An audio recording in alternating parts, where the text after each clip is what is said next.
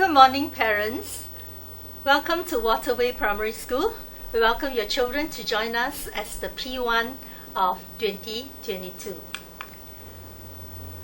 What is the future for our children? What are the skills that are required for our children when they grow up into the world of the future, into work, into life? According to this OECD finding, 2030, which is not too far away, probably 7-8 years from now, your children will be in the teens and even into the future.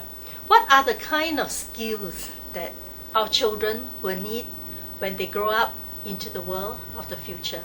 There are many jobs right now that we had not thought of, have not even envisioned of when we were younger, but they are the jobs of today. So while the world can change, technological advances, technological disruptions, world disruptions like COVID, what are enduring skills? Enduring skills will be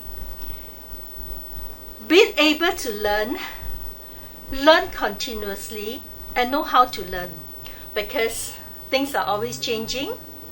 The world of the future, the skills, the knowledge, the technology, they must be able to know how to learn, how to acquire new skills, new technology, new knowledge, and have a positive mindset. The positive mindset that they can change, they can learn, and be positive in every situation despite the challenges.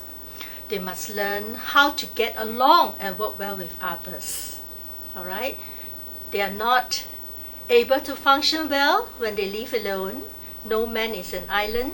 They must be able, and this is a very important skill, get along, work well with others, and be able to manage themselves well, manage their own emotions, their own mindset, manage their learning, be disciplined even when they learn. That's very, very important. So what is our vision? Our vision for our students is that they'll be a lifelong learner, a gracious citizen. They learn through life, be gracious in their behavior, in their attitudes, in their values, and be a citizen of not only a country, but of the global world, where they are citizens playing their part. Sustainability, care for the environment, all these are very important life values. So our vision for our children in Waterway Primary School is that they'll know how to learn, how to live well, how to live with others, and how to manage life and themselves.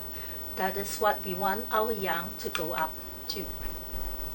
So in all aspects of our students' development, we look at the holistic total development, that they will have sound values, that beyond subject discipline and knowledge skills, they must know how to learn. Nowadays, learning is not rote learning, memory work, where everything can be Googled. What's the highest mountain and where's the longest river? All this doesn't amount to anything because you can easily find it out, Google. But knowing how to learn is very important. Being able to discern knowledge, being able to add on to knowledge to create new knowledge. Physical, they must have healthy bodies, healthy mind, have a right attitude and aptitude to health and mental well-being, eating well, exercising, social, community and citizenry, getting along well with others. And even in aesthetics, not everyone will be able to be talents in the aesthetics, but yet be able to enjoy the finer things in life. That is our aim for the holistic development of our students, so that when they grow up, they'll be able to thrive well in the world they will grow up to. So what do we want to teach? Throughout the primary school, we're talking about learning disposition, self-directed learning, that they indeed want to learn, joy of learning, learning how to learn. Disruptions are bound to be there, home-based learning, all right? But learning is actually every time, everywhere, anytime, anywhere. So they must have the self-disposition to learn. They must want to learn, have the curiosity to learn. Like, why do things function this way? Like example, not just rote memory or memorizing what is the COVID figure now, but to understand what is the implication of everything, to look at the COVID figures and then to be able to say that, is this a health concern? Is it a concern to us? And to be able to ask even the right questions. So they must be able to learn on their own. What to do if you encounter a difficulty, where to find the answer, how to go to people to help, right? How to ask the question, what question indeed to ask so that you learn, all right? And not just coming to the teacher, coming to parent, I don't know, I don't understand, right? That's very important. We want them to sound values and upright characters.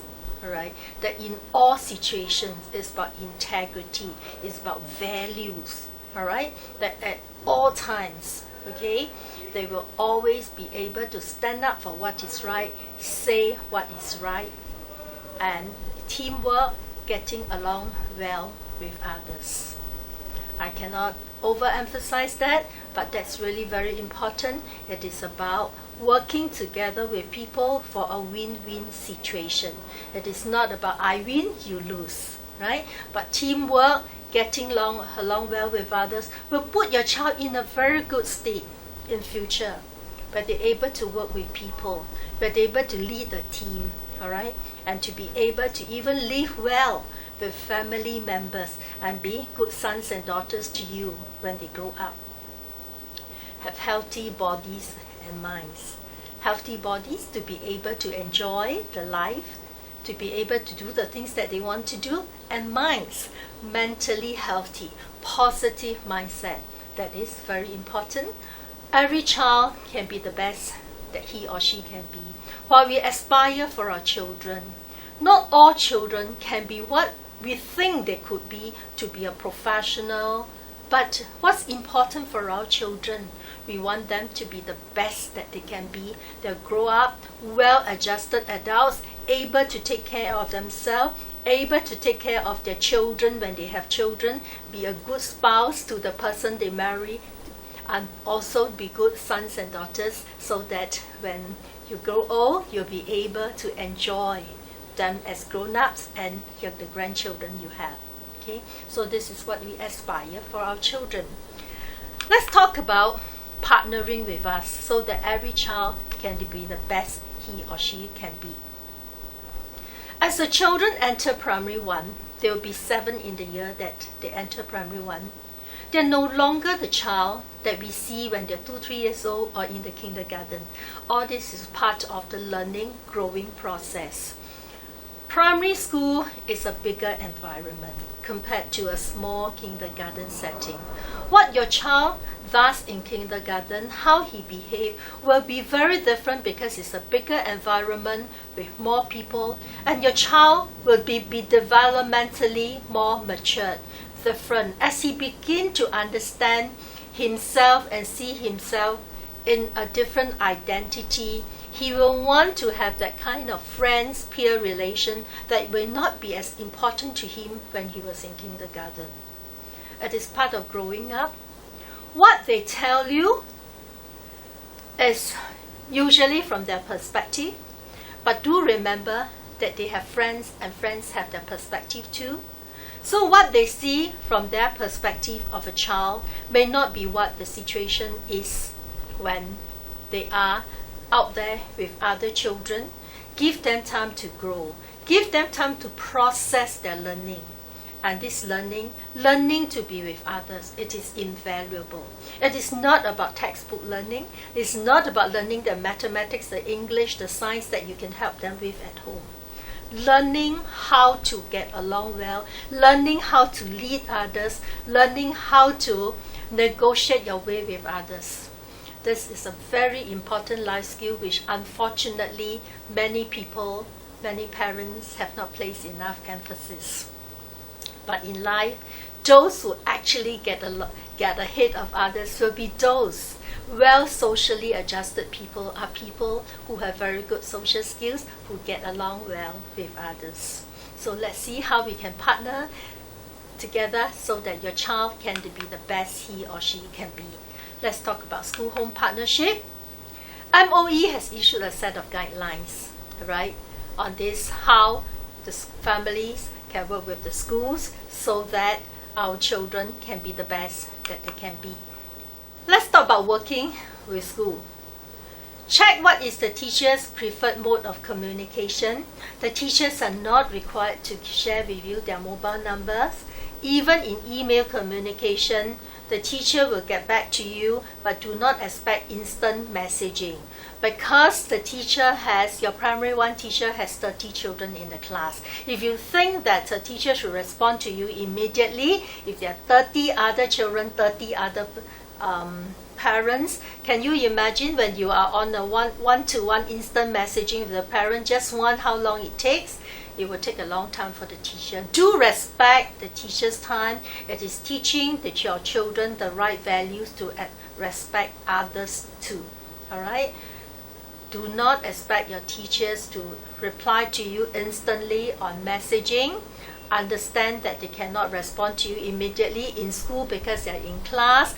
If they do not have class, they have to mark their books. And if they are at home, please understand that they have their own family, they have their own children. And only when they take care of their family well, they rest well, that they're able to relate well to your children in the classroom. They do not fall sick, right? So then they'll be able to attend to you. All right? Understand that the teachers may not be able to respond to you immediately. Respect that they need personal time, all right, and show respect to the teacher. As I said, your child telling you something may or be just his perspective.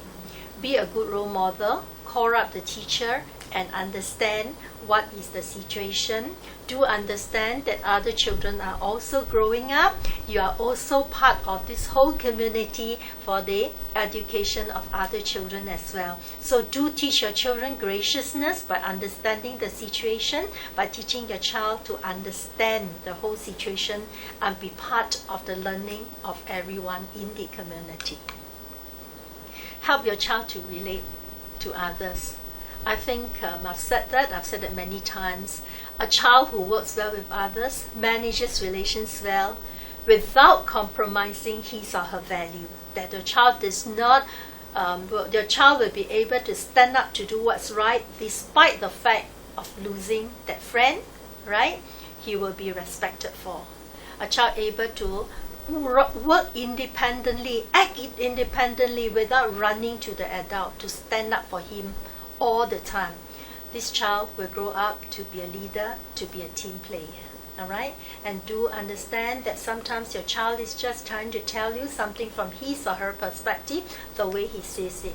Help your child to process the information. Alright? Help your child to understand things from another person's perspective.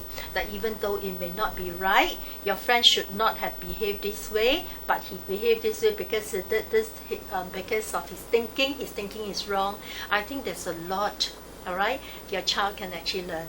Okay? Help work with your teachers to help your child to respect differences and to resolve disagreements amicably. Alright? Do not start off with the mindset of your child that if your friend wins, you lose. Help your child to work towards a win-win. Okay? And also give the school time to verify the facts before drawing a conclusion, because by jumping in, by acting quickly, impetuously, impulsively, again, we are not role modeling in the right way to our children. Okay? Recognize that other children are learning and growing too. Help your child to grow up as a gracious person. I mean, these are good reminders. You tell your child, say, right, so and so, may not have done something right, but you did very well in being able to surface this to your teacher. You did very well that you did not react in this certain way. All these are very affirming to your child. All right. And recognize this as a very important future-ready skill. Help your child to be independent, to problem solve, to quit complaining. very usual. P1 children, they tend to complain a lot. Teacher this, teacher that. And then I tell you, when they come to primary 2, primary 3, they start to assert more of their independence as an individual, and then they begin to recognize more the need of having friends around. Help your child to develop good habits. Give your child a conducive home environment for him to grow. Encourage your child to live a healthy and a balanced lifestyle. He doesn't decide what time he goes to sleep. You have to put a stop. What time your child should be going to bed, having enough rest. All right. Don't fill your child's time with assessment, both tuition and enrichment program activities. Help your child to develop thinking skills. Discipline to learn. All right. Example, when you bring your child out, when you see things that are happening outside, you need take time to ask your child, why do you think this is happening? Example, you may see say a fountain and the water changes color. You ask the child, is this blue water, green water, or what causes it? Help your child to be observant that probably the water is a reflection of the light. Right? So enrich your child's vocab, enrich your child's ability to think, all right? And inculcate good values, taking responsibility. If your child forget to bring something to school, let him learn from the consequence of it, even if he's got to be punished by the teacher, all right? Teach your child good discipline. In primary 1, primary 2 is probably, they can still do fairly well, but if you need to do well in upper primary, in secondary school, many score good marks. It is about good discipline. The good discipline to study, to do your homework, even if you do not feel like it. The good discipline to want to do things on your own, not because your parents tell you to. And this has to start young, right from primary 1. All right? Always teach your child good discipline, taking responsibility. A primary 1 child is ready to take responsibility. All right? Do not think that they are too young. Let him manage himself. Quit helicopter parenting, where you're always hovering around a child, watching over him all the time. Give him time, give him space, help him develop a growth mindset. And this is one of our signature program, a growth and a benefit mindset, which my teachers will tell you more. All right. Thank you for joining us. May we look forward to seeing your children on 4th January. Welcome. Thank you.